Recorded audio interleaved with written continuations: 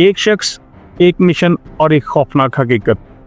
विंसली एक आम आदमी था, लेकिन एक दिन एक पुरअसरार आवाज़ ने उसकी ज़िंदगी हमेशा के लिए बदल दी। ये आवाज़ किसी और की नहीं, बल्कि उसके खुदा की थी, जो उसे हुक्म दे रहा था कि वो ज़मीन को एक मोहलिक ख़तरे से बचाए। लेकिन क्या वाकई ज़मीन पर खलाई मखलूक का हमला होने वाला था, या ये महज एक भयानक बहम था? जैसे जैसे विंस का जुनून बढ़ा, एक ऐसा हौलनाक वाक़या पेश आया जिसने दुनिया को हिला के रख दिया। ये कहानी आखिर कहाँ जाकर ख़त्म हुई, जानने के लिए वीडियो को आखिर तक देखें। विंसली कनाडा में रहता था, जहाँ वो छोटे मोटे काम करके अपने रोज़मर्रा के अखराजात पूरे करता। वो एक आम आदमी था, लेकिन फिर एक दिन सब कुछ बदल गया। अचानक विंस को एक आवाज़ सुनाई दी। ये आवाज़ नहीं थी, बल्कि उसके खुदा की आवाज़ थी। उसको महसूस हुआ कि ये कोई स्पेशल आवाज़ है। उसका खुदा उसे मुखातिब करके कहता है, विंसली, तुम्हें एक ख़ास मिशन के लिए चुन लिया गया है। फिर वो उसे बताता है कि ज़मीन पर खलाई मखलूक हमला करने वाली है, और सिर्फ वही है जो इंसान को तबाही से बचा सकता है। लेकिन सबसे ख़तरनाक बात ये थी कि ये खलाई मखलूक आम फिल्मों में नज़र आने वाली जो ये छोटे मोटे जो सब्ज़ रंग के आदमी दिखाई देते हैं, ये उस तरह की नहीं थी। ये मखलूक बिल्कुल आम इंसानों की तरह दिखती थी। इनमें और इंसानों में फ़र्क करना बहुत मुश्किल था। विंसली के जहन में अब सिर्फ एक ही बात थी कि वो इन दुश्मनों को ढूंढकर ख़त्म कर देगा और अपने खुदा के हुक्म पर अमल करेगा।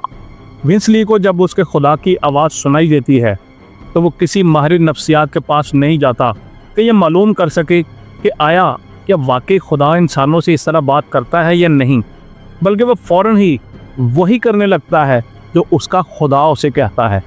विंसली को हुक्म दिया जाता है कि वो मुल्क भर में सफ़र करे और उस खलाई मखलूक का कला कमा करे, वो उनको तलाश करे। वो बिल्कुल ऐसा ही करता है, कभी बस में, कभी पैदल, कभी किसी कस्बे में, कभी किसी वीरान सड़क पर। वो इन दुश्मनों की तलाश में मारा मारा फिरता रहता है। जब वो इन मिशंस पर निकलता है तो तवील अरसे तक गायब रहता है। लोग उसके रवैये को अजीब समझने लगते हैं, लेकिन विंसली किसी की परवाह नहीं करता। उसे परवाह थी तो सिर्फ अपने खुदा के हुक्म की। विंसली की ज़िंदगी में एक अहम शख्सियत थी, और वो थी उसकी बीवी। जब वो अपनी बीवी से बात करता है तो वो दावा करता है कि उसका खुदा बराह रास्त उससे हम कलाम होता है। पहले पहल उसकी बीवी उसकी बातों पर ज़्यादा तवज्जो नहीं देती, लेकिन फिर उसे महसूस होने लगता है कि कुछ तो गड़बड़ है, जो विंसली घर से गायब भी रहता है और इस तरह की बातें कर रहा है। वो अपने शौहर को ऑब्ज़र्व करती रही। वो हफ्तों हफ्तों गायब रहने लगा। वो नहीं जानती थी कि वो कहाँ जाता है, वो क्या कर रहा है और इसके दिमाग में क्या चल रहा था। फिर दोनों के दरमियान इस सूरत हाल की वजह से झगड़े शुरू हो गए। दोनों के दरमियान ताल्लुकात इतने ज़्यादा कोशीदा हो गए कि उसकी बीवी विंसली के बदलते रवैये से तंग आ गई, और आखिरकार उसने एक दिन वो बात कह दी जिसकी विंसली तवक्को ही नहीं कर रहा था।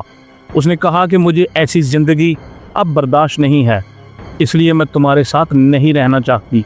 वो उसे छोड़ देती है। विंसली सुलह की कोशिश करता है, लेकिन सब बेकार साबित होता है। उनके माबैन तलाक हो जाती है। विंसली की दुनिया बुरे तरीके से बिखर चुकी थी, लेकिन वो अब भी अपने मिशन पर फोकस किए हुए था। वो हर सूरत खलाई मखलूक को हमले करके मारना चाहता था। इससे पहले वो इंसानों को मारे, वो उनको मारना चाहता था। एक दिन विंसली एक दुकान पर जाता है और एक बड़ा चाकू खरीदता है। उसका मकसद वादे था कि अगर किसी खलाई मखलूक ने उस पर हमला किया तो इस तरह वो अपना दिफा कर सकेगा। फिर अचानक उसका खुदा एक बार फिर उससे हम कलाम होता है, और वो कहता है कि विंसली, वक्त आ चुका है, तुम्हें फ़ौरन अपने मिशन का आगाज़ करना होगा। विंसली एक लम्हे के लिए ठहर कर सोचता है, फिर सर हिलाता है और धीमे लहजे में जवाब देता है, ठीक है। अब उसके पास कोई और रास्ता नहीं था। वो फ़ौरन अपने खुदा की हुक्म की तकमील के लिए निकल पड़ता है।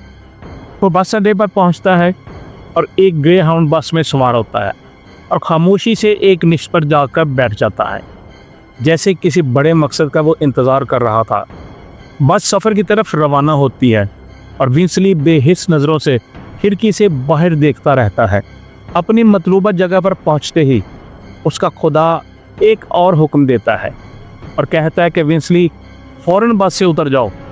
बगैर किसी हिचकिचाहट के विंसली उठता है और बस से बाहर कदम रखता है और रात के अंधेरे में एक सुनसान बेंच पर सुकून के साथ वो जाके बैठ जाता है। यहाँ वो पूरी रात गुजारता है, तन्हा, खामोश और अपने खुदा के अगले हुक्म का मुंतज़िर। अगली सुबह विंसली एक और बस में सवार होता है। ये बस वहाँ से गुजर रही थी। वो बस के पिछले हिस्से में जाकर एक नौजवान मुसाफिर के साथ बैठ जाता है। वो इंतज़ार कर रहा था कि उसका खुदा उसे कोई हुक्म दे। उसके साथ वाले मुसाफिर का नाम टिम है, जो बस में बैठा सिर्फ अपने सफ़र के ख़त्म होने का मुंतज़िर है। टिम बहुत ज़्यादा थका हुआ लग रहा था। वो बस में हेडफोन लगाए दुनिया से बेखबर बैठा था। मुसलसल 18 घंटों के सफ़र के बाद नींद टिम पर गालिब आ जाती है और वह जल्द ही नींद की वादी में चला जाता है। लेकिन विंसली बस में बैठा चुपचाप सफ़र का लुत्फ़ उठा रहा था और साथ ही साथ अपने खुदा के अगले हुक्म का इंतज़ार कर रहा था कि अचानक सफ़र के दौरान वही पुरस्कार आवाज़ एक बार फिर विंस के कानों को टकराती है। विंसली, वक्त आ गया है। तुम्हारे साथ बैठा ये शख्स वो टिम था। दर हकीकत वही गैर मुल्की मखलूक है जिसे तुम ख़त्म करने वाले हो। अगर तुमने देर कर दी तो वो तुम्हें मार डालेगा। विंसली का दिल ज़ोर से धड़कता है, उसके हाथ लरजने लगते हैं, लेकिन एक लम्हे के लिए भी वो अपने खुदा के हुक्म पर शक नहीं करता। वो फ़ौरन बैग में हाथ डालकर चाकू निकाल लेता है और आहिस्ता से टिम की तरफ मुड़ता है और फिर वो चाकू टिम के जिस्म में उतार देता है। वो टिम पर पै दर पै वार करता है। ये एक खौफनाक मंजर था जिसकी वजह से बस में बैठे मुसाफिर चीखो पुकार शुरू कर देते हैं। सब ऊंची ऊंची आवाज़ में कहना शुरू कर देते हैं कि बस को रोको, बस को रोको, कोई चाकू से हमला कर रहा है। ड्राइवर फौरी तौर पर बस रोकता है, दरवाज़ा खोल देता है और तमाम मुसाफिर खौफ के मारे बस से बाहर भाग जाते हैं। लेकिन अंदर टिम अभी तक जिंदा था। वो किसी न किसी तरह खुद को बचाने की कोशिश कर रहा था, मगर विंसली वहशी दरिंदे की तरह उस पर हमले करता रहा। भागते हुए टिम को ज़मीन पर गिराकर विंसली उसे दबोच लेता है। वो चाकू उठाता है और दोबारा उस पर वार करता है। विंसली टिम पर 50 बार चाकू के वार करके उसकी ज़िंदगी का चिराग गुल कर देता है। लेकिन ये भयानक कहानी अभी ख़त्म नहीं हुई।